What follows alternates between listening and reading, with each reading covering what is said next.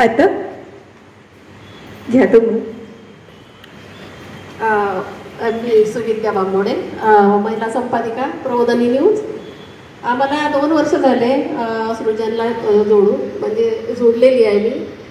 आशिष दादाचे खूप खूप धन्यवाद, कारण त्यांचा प्रवास खूप मोठा आहे. त्यांनी इतक्या लोकांना जोडलं आणि वेगवेगळे जे लोकांना इथे मुलाखतीला बोलवतात आणि त्यांच्याबद्दल आम्हाला म्हणजे इथे माहिती होते की प्रत्येकामध्ये काय आहे, आणि वेगवेगळ्या लोकांची साहित्यिक असो की नाटककार असो, अशा प्रत्येक लोकांची मुलाखत मी बघितलेली आहे इथे. तर मला एक भावलेली एक कविता आहे, म्हणजे खूप असं वाटलं की ती माझ्या मैत्रिणी माझ्यासाठीच लिहिली असं मला वाटते. तर मी त्यात तिची कविता थोडी व्यक्त करते. कित्येकदा आवरलं मनाला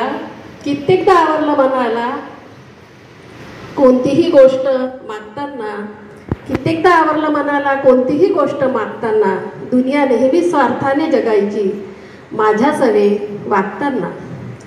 हव्यास नव्हता प्रेमाचा कारण कुणी जन्मभर नाही पुरत, हव्यास नव्हता प्रेमाचा कारण कुणी जन्मभर नाही पुरत. कितीही दिले प्रेम कुणाला तरी आपल्यासाठी प्रेम नाही उरत, कितीही दिले प्रेम कुणाला तरी आपल्यासाठी प्रेम नाही उरत. मनाशी स्वतःच्या बोलताना सत्य जगायचे समजले, मनाशी स्वतःच्या बोलताना सत्य जगायचे समजले. आज धरायची नसते कुणाची हे अंतिम क्षणी समजले. धन्यवाद. काटकर काकांनी एक जोक सांगितला, सॉरी, आणि म्हणून मला पण एक जोक आठवला. म्हणजे ॲक्च्युली असंच झालं, मी एका ठिकाणी जोक सांगायला गेली खूप उत्साहाने आणि समोरचे कोणी हसलेच नाही. तेव्हा माझं असं झालं, तो जोक सांगते, पहिल्यांदाच सांगितलेला आहे, हसायचं.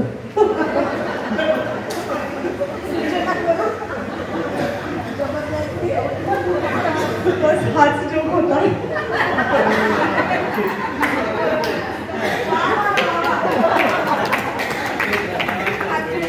नवरा आपल्या बायकोला म्हणतो, ती खिडकीत उभी असते अशी, तो बसलेला असतो असा मागे, आणि खिडकीमध्ये चंद्र दिसत असतो, पण ती अशी जाड खूप असावी म्हणून ती खिडकीत उभी राहिल्यानंतर त्याला काहीच दिसायचं नाही, खिडकीच्या पलीकडचं चंद्र नाही दिसणार. म्हणून तो तिला आता सांगायचं कसं, लठ्ठ आहे म्हटलं तर अक्षम्य गुन्हा, तू लठ्ठ आहेस बापरे. त्याच्यामुळे मग तिने असं तो असा म्हणाला तिला की चांद को देखा तो तुम नजर आए, चांद को देखा तो तुम नजर आए, अब हट भी जाओ वहां से तो कुछ और नजर आए.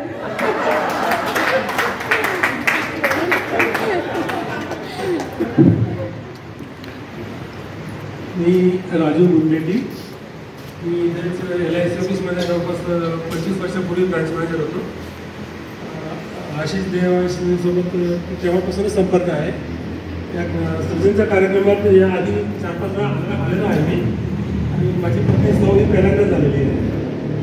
मी उर्दूची एक गझल एक नजम आहे, त्याचा एक कामा जाण्याचा प्रयत्न करतो. काही जण फैजची आहे. मुझसे पहले से मोहब्बत मेरे महबूब मुझसे पहले काका माईक जवळ घ्या, आवाज येईल.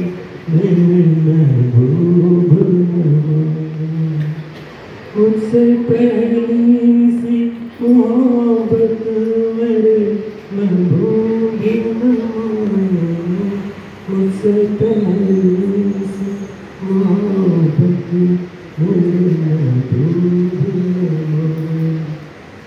मैंने समझा था कि तू है तो दरक्षा म्हणजे प्रकाशमान. मैंने समझा था कि तू है तो दरक्षा तेरा गम है तो गमे लहर का झगड़ा है. गमे लहर म्हणजे सांसारिक दुःख. तेरा गम है तो गमे लहर का झगड़ा है.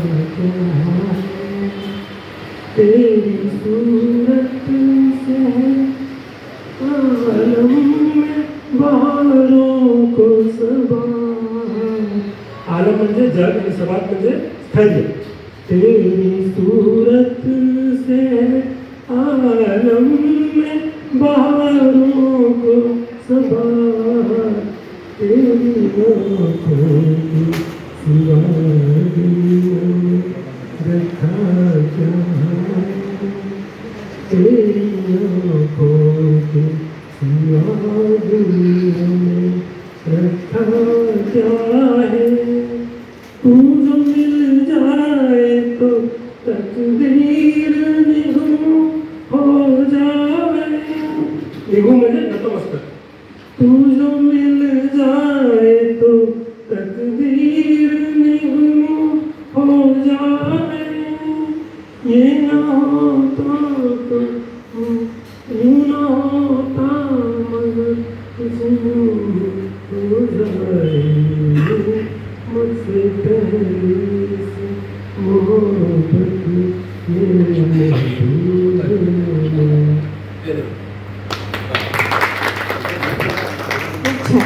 पहिली मोहब्बत म्हणतात. पहिली मोहब्बत ते आयुष्यातलं पहिलं सगळं असतं ना, खूप भयानक असतं. कधी ते खूप छानही असतं, नाही तर कधी ते खूप भयानक असतं.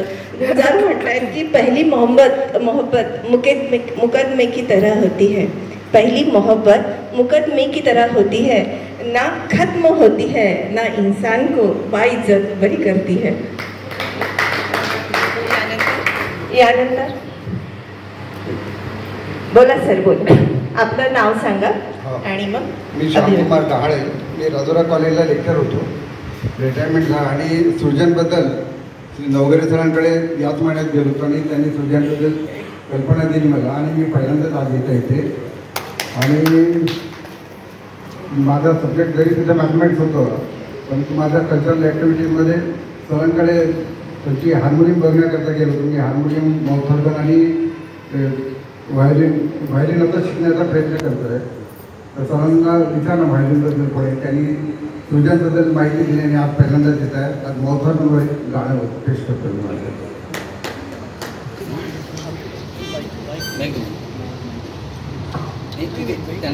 त्यांना पकड खाली.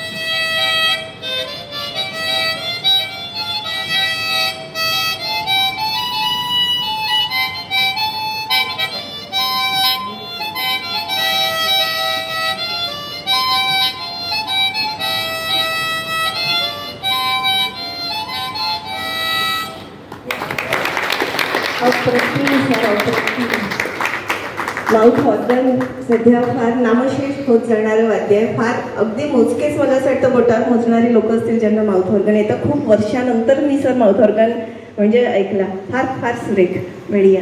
आता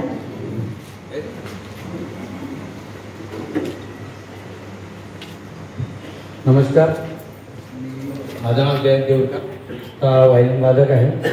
या सुरेनमध्ये माझा 185वा कार्यक्रम वायलिन वादक कार्यक्रम झालेला होता.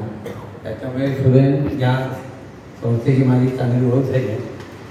मध्यंतरी माझ्या 2 वर्षापूर्वी माझ्या मुलांचा कार्यक्रम सुद्धा झाला होता मुंबई देऊळकर. त्या कार्यक्रमात फक्त वायलिन साथीलाच होतो, पण नंतर तो 85वा कार्यक्रम हा आशिष देवांमुळे येतो आणि खास व्हायलिनसाठी तुम्ही कार्यक्रम ठेवा, लोकांना व्हायलिनची माहिती कळावी या दृष्टीने तो कार्यक्रम साजरा झाला आणि यशस्वी झाला आणि सर्वांनी गोड करून घेतला. आता या निमित्ताने मुद्दा मी आज उपस्थित आहे की हा वार्षिक कार्यक्रम आहे, त्याला उपस्थित घेतला आनंद घ्यावा. म्हणजे माझी थोडी व्हायलिन सेवा होईल, माझ्यासोबत माझी शिक्षा ट्विंकल घेईल, ती सुद्धा थोडं व्हायलिन हा कार्यक्रम करेल. थोडं 2-3 गाण्याबद्दल चालेल ना, तसं काही नाही, वेळ किती देऊ शकता.